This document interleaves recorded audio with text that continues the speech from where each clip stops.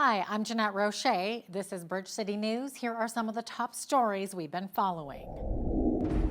Canadian airfares could rise following a hailstorm in Calgary that left several WestJet planes damaged. Plus, Canada issues a travel warning to the United Kingdom after violence breaks out over the killing of 3 young girls at a dance class. And 2 suspects are arrested following a terrorist threat in Austria, causing the cancellation of 3 Taylor Swift concerts. Your nation, your province, your southern Alberta. From the heart of Lethbridge, it's Bridge City News with Jeanette Roche. Thanks for joining us. An aviation expert says airfares may go up because of the hailstorm that tore through Calgary earlier this week, damaging WestJet planes and upending travel plans. Barry Prentice, who heads the University of Manitoba's Transport Institute, says a significant scale back by the country's second largest airline will likely boost demand at other carriers. He says it's also likely to push up ticket prices during the peak summer travel season. Hailstones as big as golf balls pummeled the airport tarmac, forcing the Calgary-based airline to ground 10% of its fleet for repairs and inspections. Parks Canada says parts of the Icefields Parkway are expected to reopen Friday thanks to recent progress made in wildfire prevention in Jasper National Park. It says the road is open between Lake Louise and Banff National Park and the Athabasca Glacier area of the Columbia Icefield daily from 7 a.m. till 9 p.m. However, the road remains closed between the Athabasca Glacier and Jasper as a massive wildfire continues to threaten the area. Just 2 weeks ago, thousands were forced to flee Jasper as the blaze scorched 1/3 of its township's buildings. This will also apply to commercial traffic, but the times are subject to change based on the conditions in the park, so I encourage all motorists to check Alberta 511 for updates. It's also important for drivers to keep in mind that there's no stopping or exiting off Highway 16. This means there will be no washroom breaks or refueling, so everyone should make sure they have a full tank of gas before entering the park. Currently, all evacuation orders in the province have been lifted with the exception of the town of Jasper. 2 of the 5 members of Canada's 2018 World Junior Hockey team charged with sexual assault are signing contracts in the KHL. Former Calgary Flame Dylan Dubé is listed on the roster with Dynamo Minsk, based out of the capital city in Belarus. And Michael McLeod, former New Jersey Devil, has signed with Beres and Astana, based out of Kazakhstan.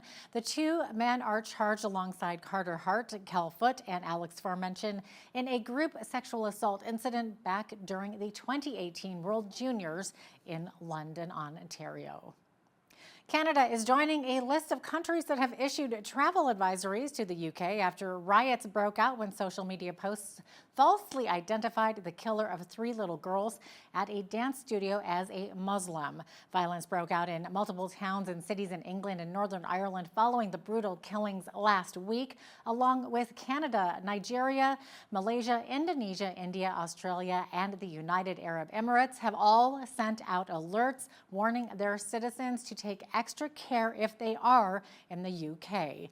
Meanwhile, UK Prime Minister Keir Starmer met with local Muslim community leaders and police Thursday, a day after British anti-racism campaigners filled the streets of and towns and cities across the country, and police put on a massive show of force, largely stifling a threatened wave of demonstrations.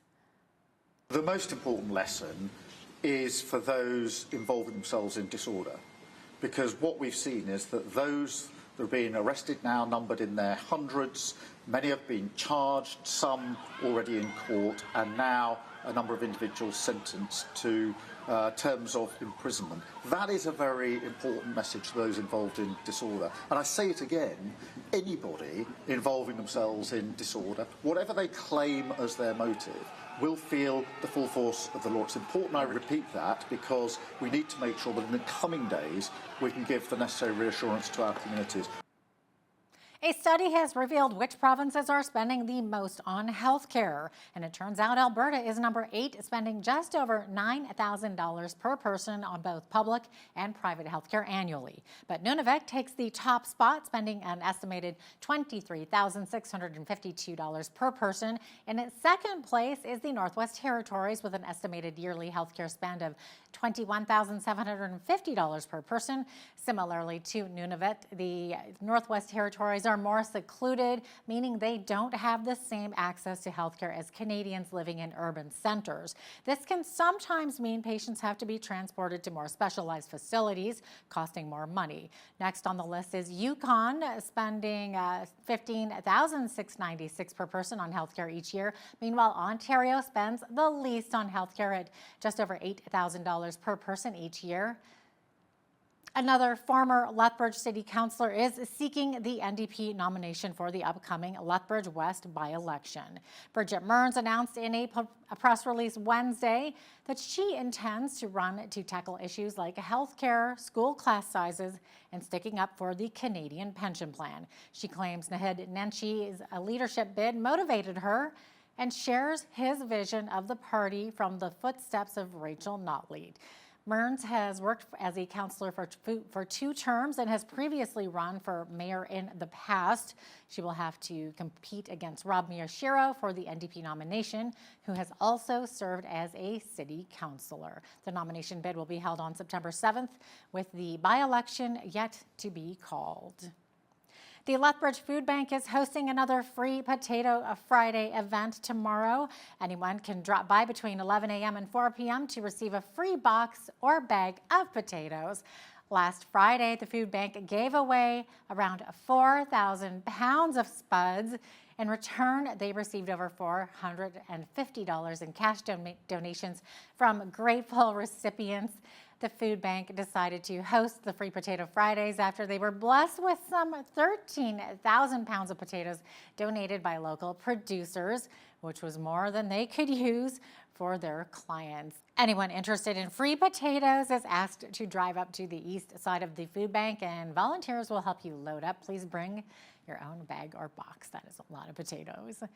Well, southern Alberta is definitely cattle country, but we don't often think about one of the main byproducts of this multi-million-dollar industry, the cow patty. In Canada, an estimated 110 million dung pats, the weight of about 13,000 combines, are deposited each and every day. This cattle dung is home to a whole community of insects, bacteria, and other organisms that are critical to a healthy pasture ecosystem. BCN's Bette Brown spoke to a scientist at the Lethbridge Research and Development Center who has written a book on the subject. Cow patties are one of the most common items found in southern Alberta pastures.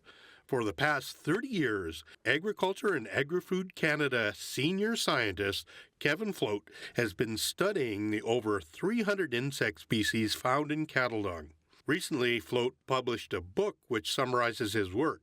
He says the book, Cow Patty Critters, was developed as a comprehensive guide to help ranchers understand the community of insects at work in their pastures. I stayed away from the scientific jargon as much as I could.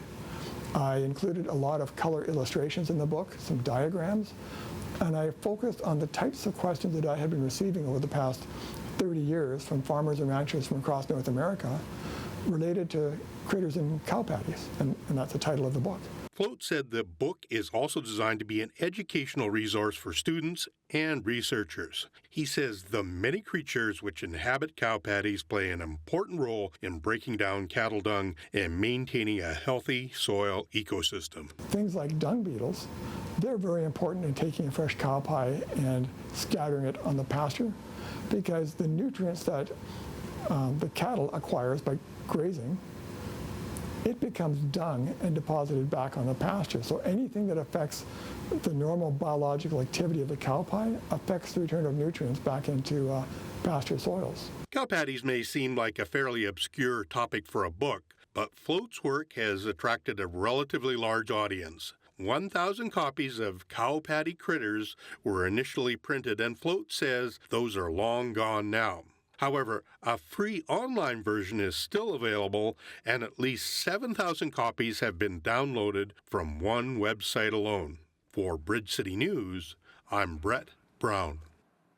Last night, the Lethbridge Bulls lost the opening game of their first-round playoff series against Okotoks 7-4. The Bulls got off to a good start in this game, but a 3-run home run in the bottom of the 5th inning was the difference as the Dogs cruised to a convincing win in front of their hometown fans.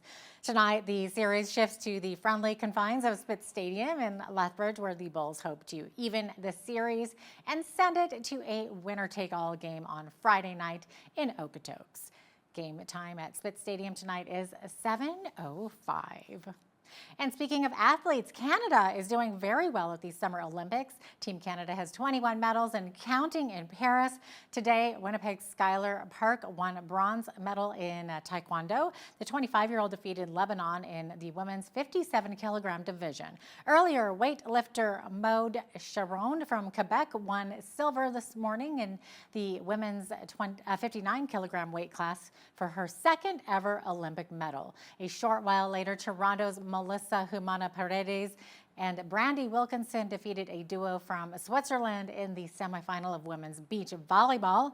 They'll play for gold tomorrow. Also on Friday, the Canadian men's 4x100-meter relay team will compete for a medal. Markham's Andre Degrassi is part of that relay team and will try for his first of the Paris Games after falling short in the 100 and 200-meter events.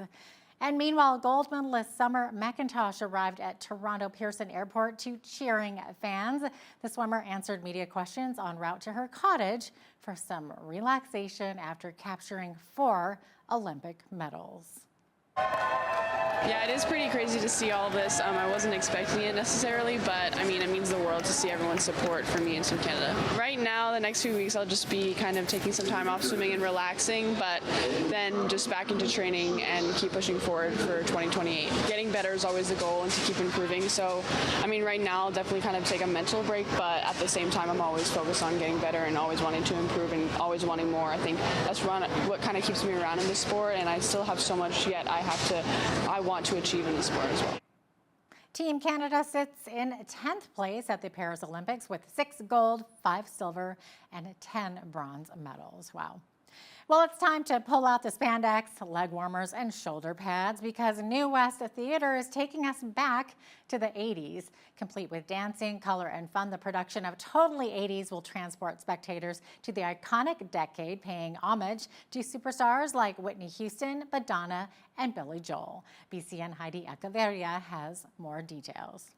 Totally 80s is the New West theater presentation which offers fun times for communities. The show will start this Wednesday.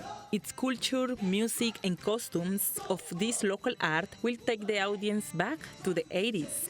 Kelly Ray, artistic director of the New West Theater, says why the presentation is about 80s. There's a lot of untouched material by New West Theatre. We've done a lot of 80s numbers through the years, but we've never done a show that's explicitly of the era. So we just thought it was some nice new fertile ground that we hadn't had the privilege of presenting yet. So that was a big part of it. I mean, it's helpful too that it seems the 80s is really in the zeitgeist right now. You see a lot of 80s shows around, and so it's really very much in the cultural forefront, I suppose. So I think that'll translate to a really memorable night out of the 8th Theatre.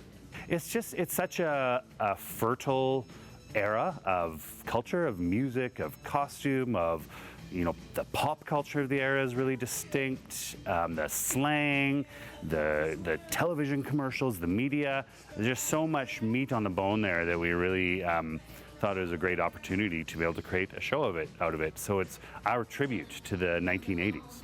The shows will be held at 7:30 p.m. until August the 24th at the 8th Theatre. For Bridge City News, I'm Heidi Echevarria.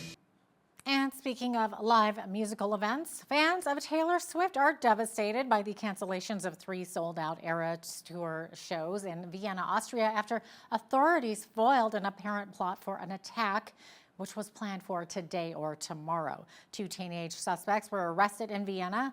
Austrian authorities say investigators found bomb-making materials at one of their homes. One of these suspects had pledged allegiance to the terror group ISIS. It's actually really sad that this is actually the world we live in and that this is happening right now, because this concert used to be a safe space for everyone, and now it's just a threat and no one is feeling safe anymore going to this kind of concert. So yeah, that's what I think. Listen, it's a great concert. I've seen it 3 times, but it's not worth like risking, people's lives for. So I understand it. Even though we're all disappointed now, it'll make a fun story of how we all went to Vienna for eras and, didn't get it. But it's just, So we had a great European vacation. Meanwhile, London's mayor is insisting the shows there will go on. Sadiq Khan says Swift will be welcomed back to Wembley Stadium next week as police are prepared to deal with any threats. Russian troops are fighting back against Ukrainian forces that marched across the border into the Kursk region.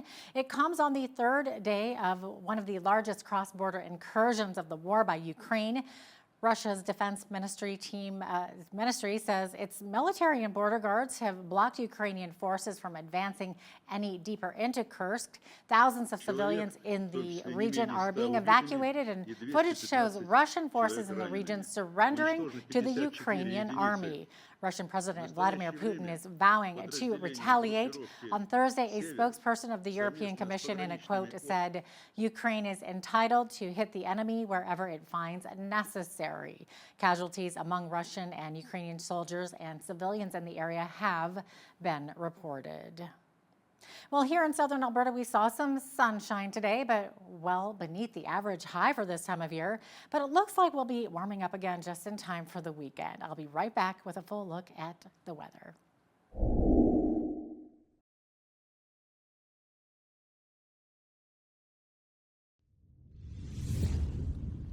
Welcome back. Well, we could see a light chance of showers this evening, becoming clear overnight. And then as we get into Friday, we're seeing 20 to 40 winds. Temperatures falling a little beneath what is seasonal right now, 22 only, whereas our average high for this time of year was 26. So we're going to start climbing again as we get closer to the weekend and into next week. So 24 on Saturday, up to 25 degrees on Sunday. Should be a lovely day with mainly sunny skies.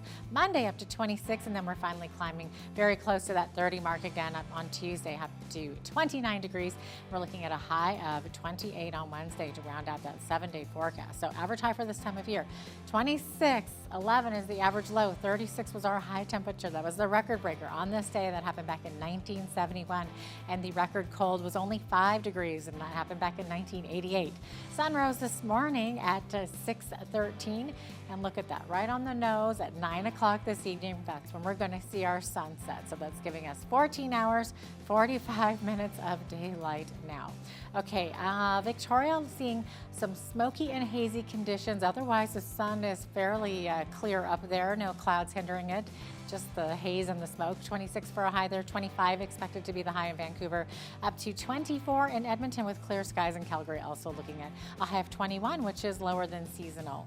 As we get to the rest of the prairies, we are seeing mostly sunny skies, high of 23 in Saskatoon, 22 in Regina, and 19 degrees only in Winnipeg. That's quite a drop in temperature from what they have been having. We're seeing a lot of rainfall in this region of central Canada. In fact, we're under some rainfall warnings here.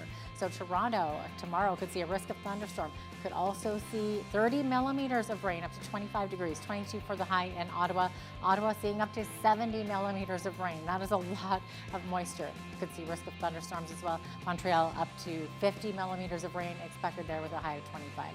As we get over into Atlantic Canada, Fredericton also seeing a lot of rain. Could see 20 to 40 millimeters fall. 18 for the high. Halifax sitting at 60% chance of showers tomorrow. 20 for the high of 22 in Charlottetown with increasing clouds and mainly sunny skies tomorrow in St. John's with a high of 22. So there you have it. That is your forecast. Canadian Tire reported their second quarter profit was up, despite that indebted shoppers are cutting back on spending. Greg Hicks, president and chief executive of the housewares and sporting goods retailer, says consumers have tightened their belts considerably as the high cost of living continues to attack their spending ability. The company reported a profit attributable to shareholders of $198.8 million, or $3.50 per diluted share in its most recent quarter, up from $99.4 million or $1.76 per diluted share earlier this year. A recent surge in demand for rooftop solar systems in Alberta is sparking what advocates call a rise in shady sales tactics by those seeking to cash in on the boom. Sunny skies and a deregulated power market in Alberta have prompted a hotbed of activity for Canada's residential solar industry. Calgary alone has seen an increase in the number of approved microgeneration applications processed annually by city-owned utility NMAX by nearly 600% since 2020. The growing demand for sunshine power is being driven by several factors, including soaring power rates in the province that are driving many Albertans to look to solar as a way to offset their utility bills. Well, Team Canada's Olympic uniform may have generated backlash from people complaining. Some pieces look like they've been blood splattered or resemble uncooked bacon. Canadian press reporter Tara Deschamps says marketing experts don't expect creator Lululemon Athletic Incorporated will suffer because of the criticism. Essentially, for the last few weeks, we've been hearing from people who have been complaining about the uniforms that the Team Canada athletes are wearing in Paris. People are saying that some of the uniform pieces look like there's been paint or blood splattered on them. There's been a meme going on online that compares it to a piece of or pieces of raw bacon. So I spoke to experts about what they thought about all of this, whether or not it would dent sales, and they say not. They say all publicity is good publicity. They were saying that even people who are criticizing the uniforms, we're talking about it. And when you're talking about it, it's creating more brand awareness for Lululemon.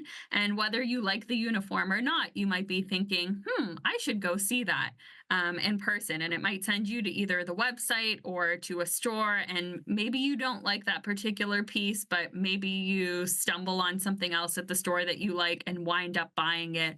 Or maybe you learn about Lululemon if you didn't know about them before. It might be a good lesson in there if you're a brand marketer. Now here's a look at today's markets. The TSX was up 344 points on the day to finish at 22,225.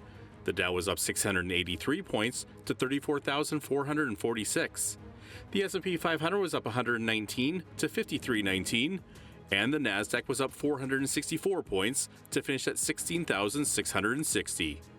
West Texas Intermediate Oil was up 96 cents to 76.19 US per barrel.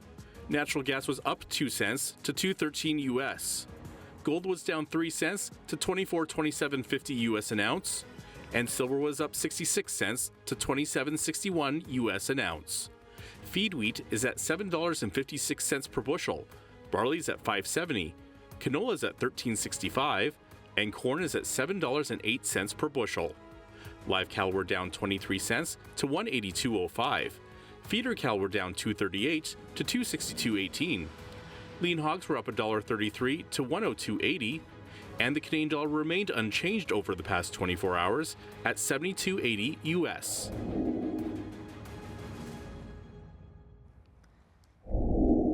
Recapping one of our top stories, Parks Canada says parts of the Icefields Parkway are expected to reopen Friday thanks to a recent progress made in wildfire prevention in Jasper National Park. It says the road is to open between Lake Louise and Banff National Park and the Athabasca Glacier area of the Columbia Icefields daily from 7 a.m. till 9 p.m. The road, however, remains closed between the Athabasca Glacier and Jasper as a massive wildfire continues to threaten the area. Just 2 weeks ago, thousands were forced to flee Jasper as the blaze scorched 1/3 of its township's buildings. Well, coming up after the break, if you're a classic car enthusiast, don't go away because we speak with a couple of vintage car collectors about how much work, time, and money goes into rebuilding those amazing machines. And hey, when you see news happening in your community, be sure to send us an email at info@bridgecitynews.ca. Also, be sure to visit our website anytime to check out a number of our stories and interviews.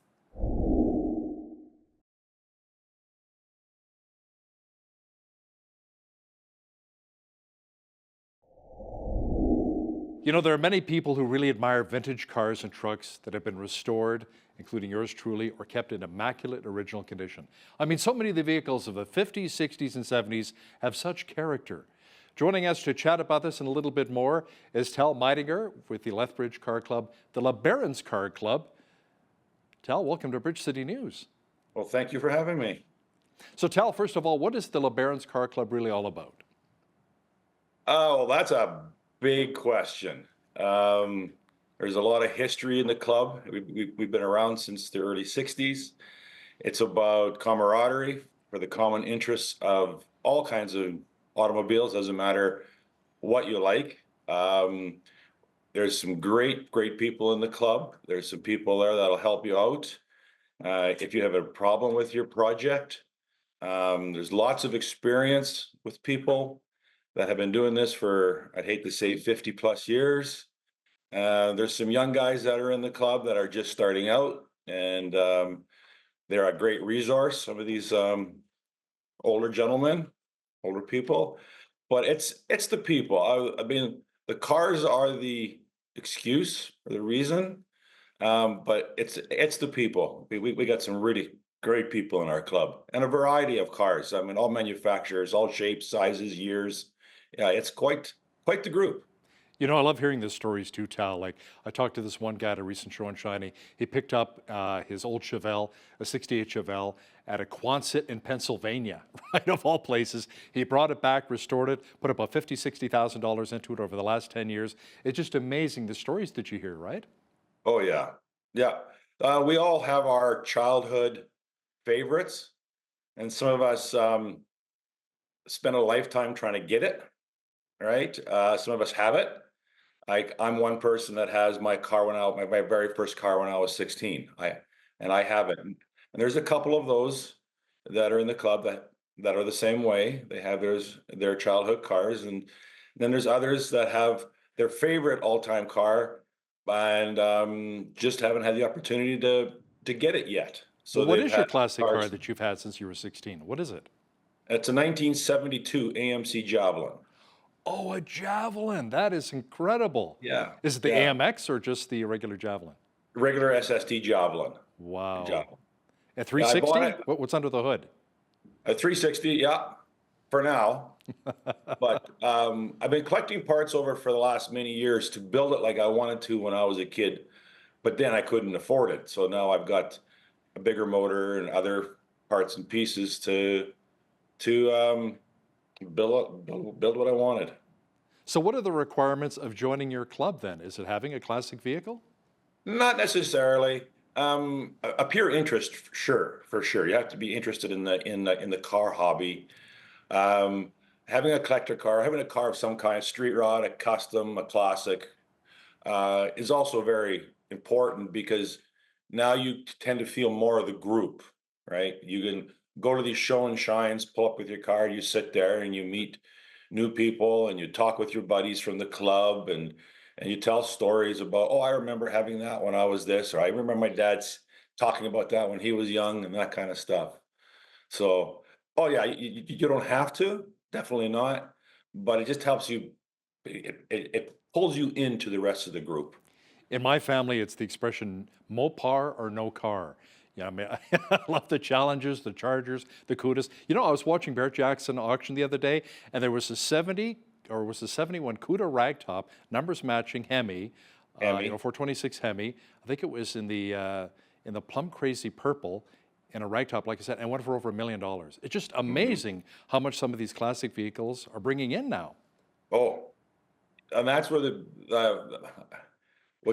I feel what's happening is it's the people in their late 50s and 60s the 50s and 60s people, the baby boomers, we'll call them the late baby boomers, they now have the financial means to get their favorite car, right? So when that car came out, that CUDA came out in 70 or 71 or whatever.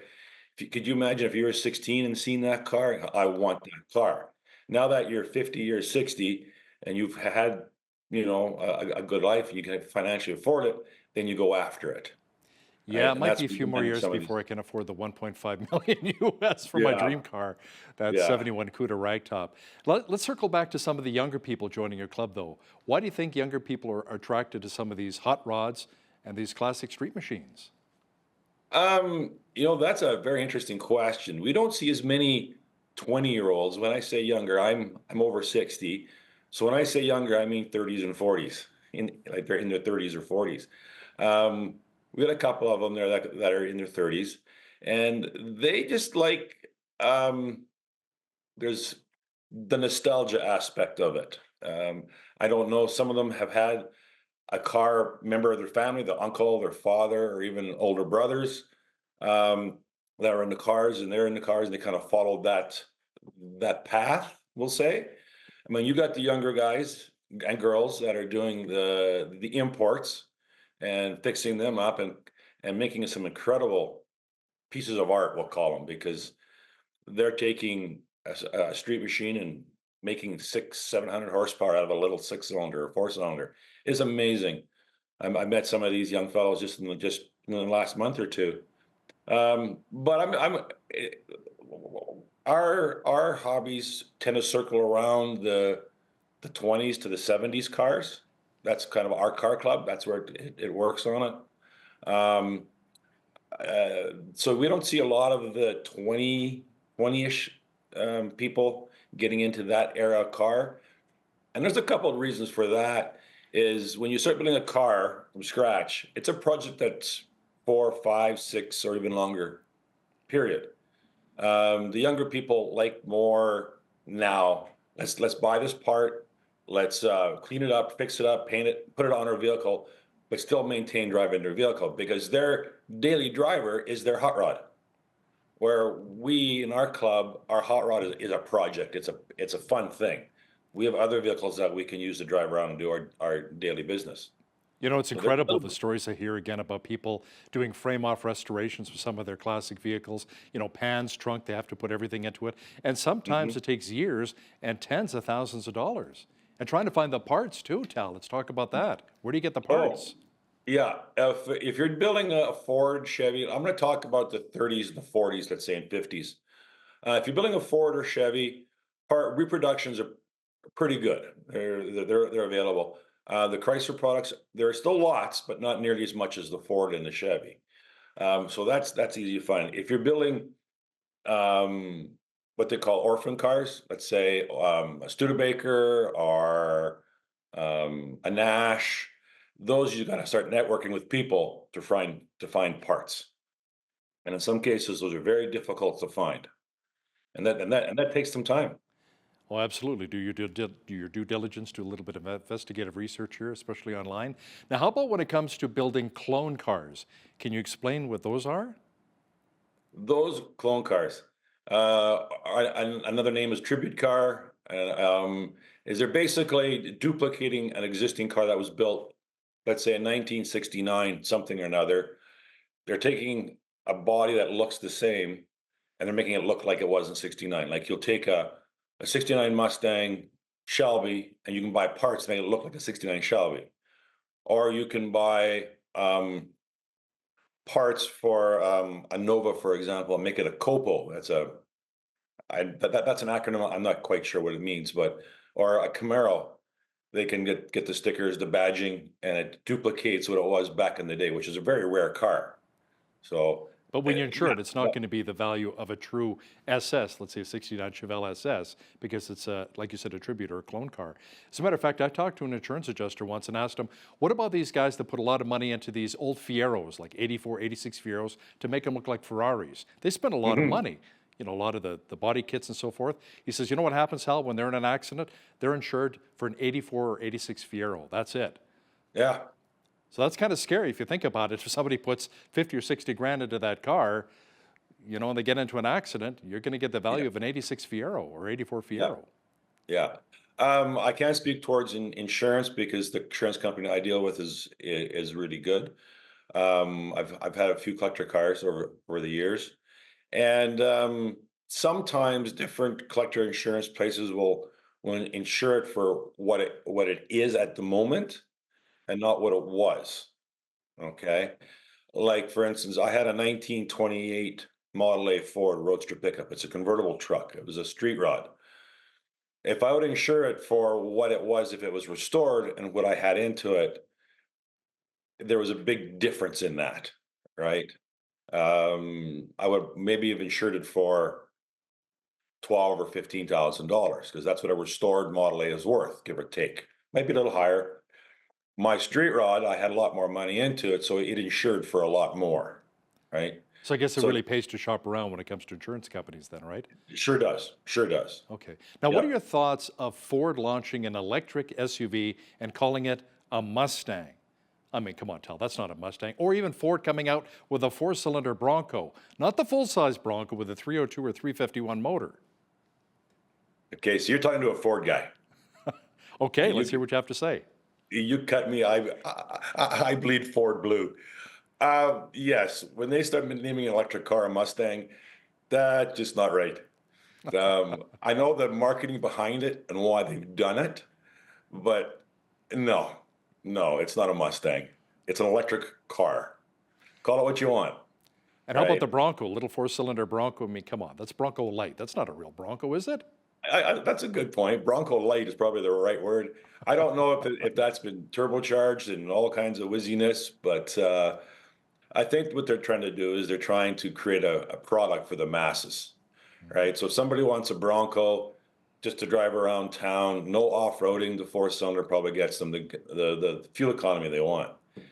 So you get the next person that wants a Bronco to be used as a Bronco, then they got the 5-liter and whatever else to give them the horsepower, so they can go off-roading.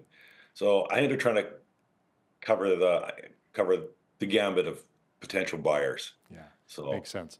Yeah, good gas mileage. That's one thing about it. Now, one of the events your club likes to host is the old school drag racing. Now, sadly, this year's races were canceled because of the airport construction that's taking place. But can you explain how the races work and when and where they normally take place? Okay, normally they take place at the end of June, a selected weekend at the end of June, out at the Lethbridge Airport. How it started, it was interesting, or I shouldn't say that. It's kind of a throwback to what they used to do back in the 50s and 60s, which was a simple 2 guys rolling up to a chalk line on the street, person standing back and dropping their arms in the way they go, and then 2 guys at the other end watching to see who wins. It's just that's the old school part of it. And we kind of went back to that. We haven't seen that in Southern Alberta for a long time. And our club said, hey, we could do this. Again, I'll refer to some of our members have been a part of the community a long time, so they know a lot of people who to chat with. So we got it rolling with the city and with the airport and the county, and we made it happen, and it was a tremendous success. Got lots of great feedback from the community, the city, the county, the airport, and the participants. They just thought it was the greatest. Now, what's the fastest time you've actually seen a car go in a quarter mile? Myself, the fastest time in a quarter mile. See, we run 1/8 out at the airport. It's too short to run a quarter mile. Oh, okay. But I mean, I was at this drag races up at Edmonton, and I was seeing 6-second quarter miles. But what? Yeah. Wow. Yeah. Let me ask you something. Do you ever see any Teslas racing muscle cars? Yep.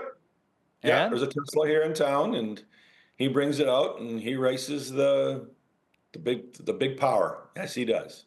How do the Teslas make out against the classic muscle cars? Yes, and he does really well. Wow. Well, I mean, his car is an all-wheel drive electric, so it's instant torque off the line, where a V8 takes time to build the torque up. There's a couple seconds for it to go from its idle state to its highest RPM state, where Tesla or any electric is instant. So that's the advantage they have.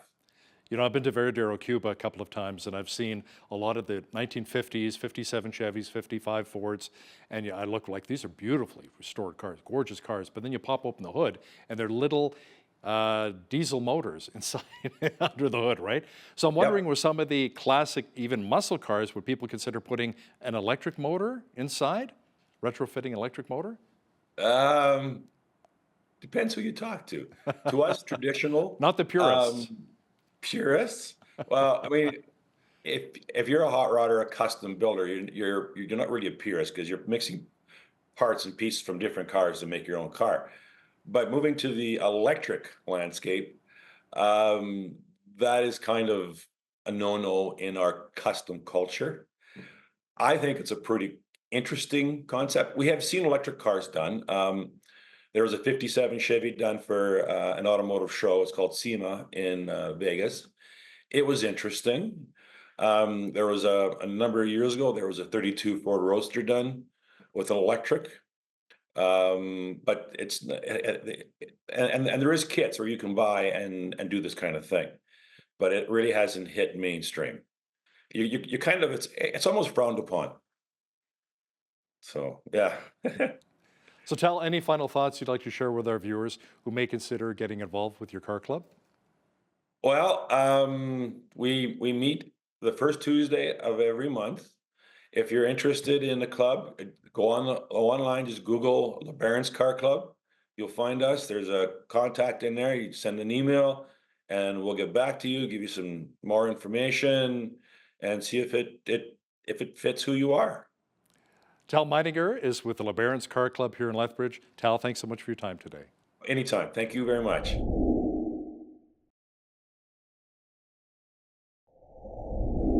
Today's culture is full of clashes between the Bible and secular values and ethics. For people of faith, it could be challenging. So how should they live in the middle of all of this to bring positive influence and change? Well, joining me from Seattle is Albert Irisman. He is a co-founder and executive editor of Ethics magazine. That's Ethics with an X. And he also teaches classes on workplace theology and ethics for Gordon Cornwell Theological Seminary. Together with Randy Pope, he's the co-author of Living with Purpose in a Polarizing World. Welcome to Bridge City News, Albert. Great to have you on today. Thank you. Very nice to be here. Okay, so can you maybe give us a brief overview of your book and who you're hoping to target with this? We live in a world where there is a lot of polarization going on. We call it polarizing rather than polarized because the issues will change. We can expect some issues during this election year in the U.S. We can expect some other issues next year and the next year and the next. So how do we live in this world? We've observed that many Christians respond by basically assimilating into the world and living like everyone else. They have two sets of values, one at work, one at home. And that is not a satisfactory response. We've also seen people withdraw. We've also seen a lot of Christian anger or seeking power or even fear. And we don't think any of those are the right response. The question is, what is God calling us to do in this age?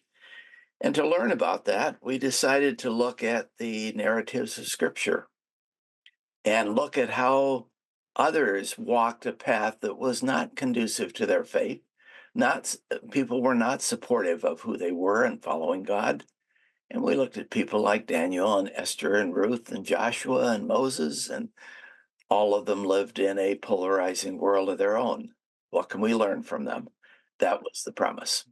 Okay, that's interesting. Now, possibly some Christians could feel like they're under siege by culture. So what are some responses to the new normal?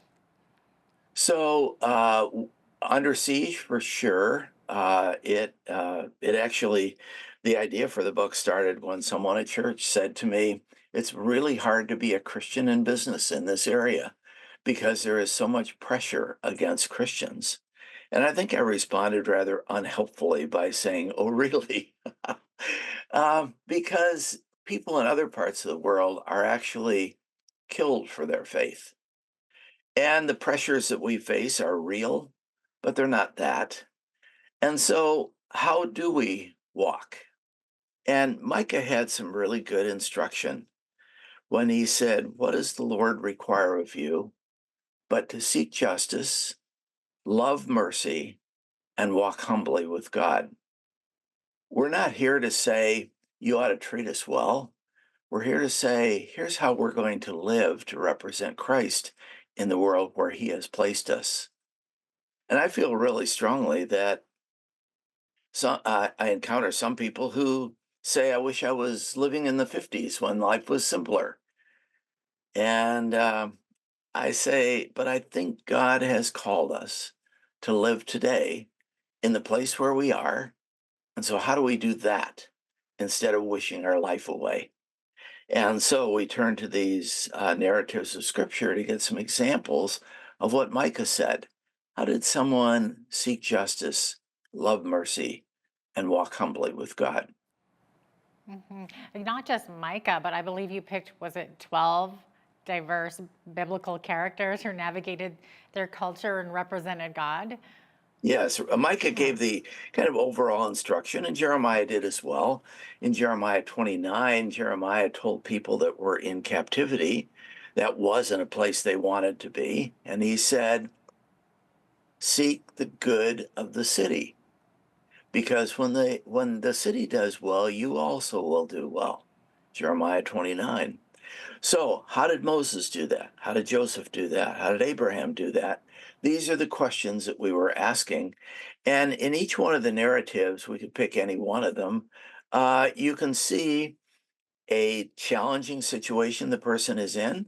You can see ways in which they dealt with this, with representing God, with humility, with kindness.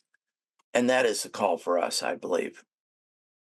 I believe you mentioned Abraham there and Joseph. So, what can we learn from someone like Joseph about navigating? I guess his culture was pagan. Yes, his culture was pagan.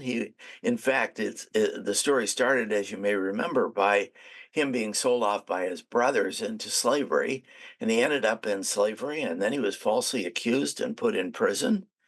And for 13 years, from age 17 to 30, he was either in slavery or in prison. But God taught him something during that time. He taught Joseph about awareness of others.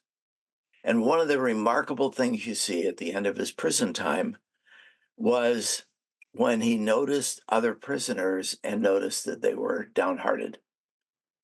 It was no longer just about Joseph, like it was when he was bragging about his dreams to his brothers. It was now about others. And this shift for him is what equipped him to do the work that God had called him to do in saving the world from starvation. And at the end of that story in Genesis chapter 50, it says, when he was talking to his brothers, he said, you did intend this for evil, but God intended it for good, for the saving of many people. He was called by God to serve as the CEO of the Egyptian International Food Company. And in that assignment, it wasn't easy. He was surrounded by pagans, and he wanted to present God in a different way that would represent hope for the people of that land. And I think that's what God is calling us to do. Interesting. There's also some heroines of the Bible that you mentioned in your book, like Ruth, and one of my personal favorites is Esther. Tell us about what she can teach us. Yeah, so think of Esther. She's also one of my favorites. I've read the story over and over and over again. And what you see is that here she was, an orphan in captivity, and the king had decided to kick out his queen because she didn't do everything that he said. It was a really horrible situation to walk into, to think of working with that guy. And yet she was called into a contest to become the next queen. She probably went against all the Jewish laws in what she did. And then she was selected as queen. What could she do in that position, which had no power? Because we think of the previous queen who got kicked out for resisting a command from the king. So she had no power. And Mordecai, her uncle, went to her one day and said, maybe you have been called for such a time as this. There's a decree that will affect your people. I want you to go to the king. I can only imagine her thoughts. I can't go to the king. It would be my head. I'm here maybe with some compromise, not of my doing, but how do I actually have a voice? And yet, she called for the people of Israel to fast for 3 days. She got her staff to fast for 3 days, and she prepared to represent God. And then she said, if I perish, I perish. You look at the dialogue she had with the king, and she was respectful, she was careful, but she was clear. And she waited to see what God would do. And if we had time, there's so much in that story, but Yeah. but you know, she went from, okay, why don't you come to a banquet? Well, what do you want, Esther? Come to another banquet. Yeah. Is she stalling? Right. No, her actions were really deliberate rather than Very. reactive, right? So is this a good model for us to live by? Absolutely. We're in a position. We are careful with what we say. We are respectful, and we are dependent on God. I can't think of anything more closely aligned with the position that we are in our world today. When we are put upon, how do we respond? Do we respond in anger or in fear? Or do we respond with deliberate care and seeking God's help and going in the position we are assigned to go? You ask in your book, how do we walk with God in a post-Christian world? So what do you think the answer is? Well, I think the answer is actually captured in the book of Hebrews, and that became kind of the guideline for the whole book, where it says, seeing that you're surrounded by such a great cloud of witnesses, that's the witnesses of all these narratives in the scripture, and we tried to highlight a few. There are many, many more. First of all, set aside the sin that besets you. You know, we like to start with something that someone else is doing, how horrible the culture is, how bad these people are, how bad this party is that we don't agree with. But it says start with yourself. What is it? How do you lay aside the sin that easily besets you? And then it says, let's run with perseverance the race marked out for us. Do we consider that difficult situation an assignment by God to represent Him in this world and do it with perseverance and patience? Or do we consider that an affront to us? And then it says in that verse, looking to Jesus. So we don't do this on our own accord, but we do this in the power of Christ. And I think that sets the tone for everything that I would say about these characters. Do you think that perhaps there are false ideas out there about opposition or persecution? Well, the persecution, the pushback is real. There's no question about that. In fact, we documented some data in the US. I'm not sure what it is in Canada, but it's probably similar. It showed that if you go back to the early 90s, there's something like 90% of the people in the country who self-identified as Christian, and Christianity was considered a positive attribute for society. Fast forward to today, that number is down to about 62% that identify as Christian, and Christianity is regarded as a negative. So it's very real. But the question is, it was real in the lives of all of these people as well. So what can we learn from them? How do we navigate this world by representing Christ with humility and by offering hope to a world that's desperately in need of hope. And so, how can we bring that touch to our encounters with others? Do you think it's a mistake to try and fix what's broken in culture?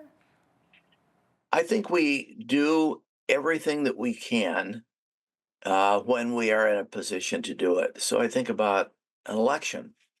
And in an election, you look carefully at the candidates. My guess is that no candidate perfectly aligns with the kingdom of God. So you do as well as you can in saying, how do I support this candidate? But when the election is over, then you say, all right, this is the leadership that is there. How do I best represent Christ in the face of this leadership? And so it's not always saying, I wish it were different, but rather saying, how do I represent Christ in the situation where I am? And I think that's the call. So, you think back to the early church, that was a very pagan world. You read the book of Acts and you can see that. And yet, through God's people acting with humility and representing God well, the whole world was turned upside down and transformed. I think that that is the path, rather than anger or seeking power, to influence our world in a way that offers hope and a future. Well, Jesus's responses were often polarizing. So are we supposed to follow that example? Yeah, you look carefully at how Jesus responded. Remember when it was about him, look at his trial. He was accused of things and he said nothing. The place where he actually responded in a rather harsh way was to the so-called religious community, where what they were doing was not representing him well, whether it was the Jewish people who are trying to exploit the poor as money changers in the temple, and he reacted very strongly against them. But I love to read John chapter 4, where Jesus encountered the woman at the well. And here's a person who was morally bankrupt. And the disciples were afraid to even ask him, why are you talking to this woman? And he knew all about her. But he responded to her with a kindness and a care that actually transformed her and her whole village. And so, yes, I think as you read through the Gospels, you will see Jesus reacting harshly, primarily to the religious community, but to that surrounding community that shapes this culture that we're concerned about. He responded as a person of influence. Yeah, and love. Yeah. And love, yeah. Yeah. You know what? We are out of time here, Albert, but thank you so much for being with us today. Appreciate having you on. All right, thank you. Albert Erisman is the executive editor of Ethics magazine and the co-author of Living with Purpose in a Polarizing World. Great to have him on today. I'm Jeanette Roche on behalf of all of us here at Bridge City News. Thanks so much for watching.